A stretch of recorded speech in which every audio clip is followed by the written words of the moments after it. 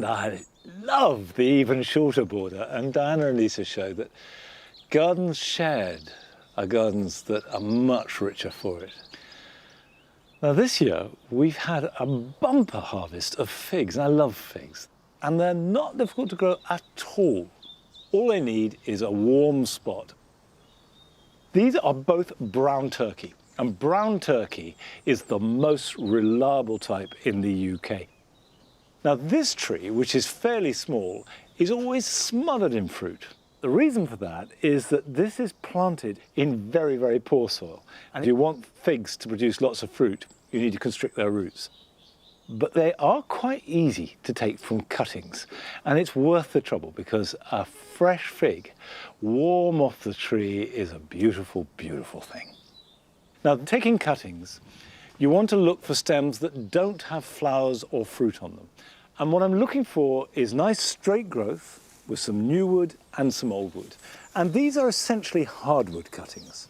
So you can do this anytime from now through till Christmas, and that will be absolutely fine. So I'm going to take that there and just cut that. And then this one here. Now, you can see that we have here these typical big fig leaves. You've got new growth here that stops where my fingers are, and then that's last year's growth. Now, you could take the cutting just from the new growth. However, it would be a little bit short.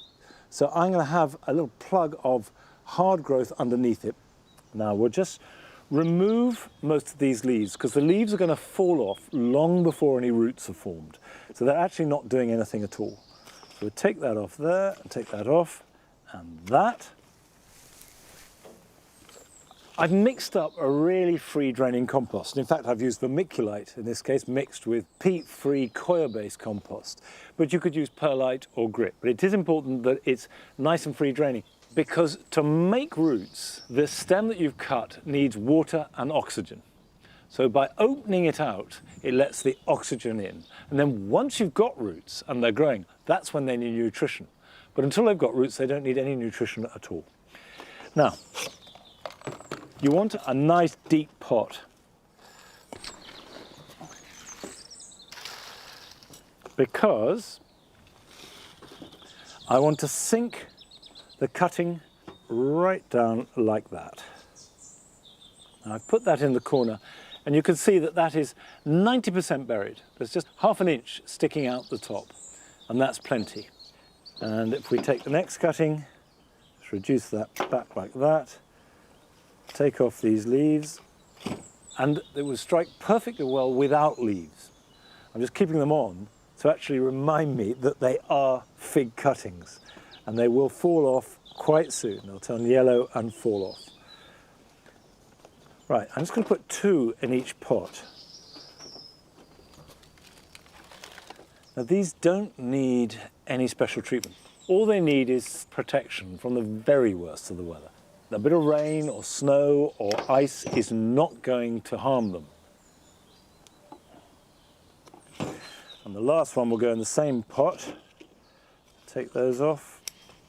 And the roots will start to develop next spring, and when you see new leaves grow, then you know that it's struck. And it should be ready to pot on or plant out even next autumn. Take that off. Even if you've got a very small garden or no garden at all, you can still grow figs in a pot, and as long as they get sunshine, they will give you delicious ripe fruit. I think most of us realize now that growing something edible, fruit, vegetables, herbs, is more than just gardening. It enriches every aspect of our lives. But we've got a chance to revisit the garden of Jane and Tony near York, because they grow so much fruit and vegetables that they are truly self-sufficient.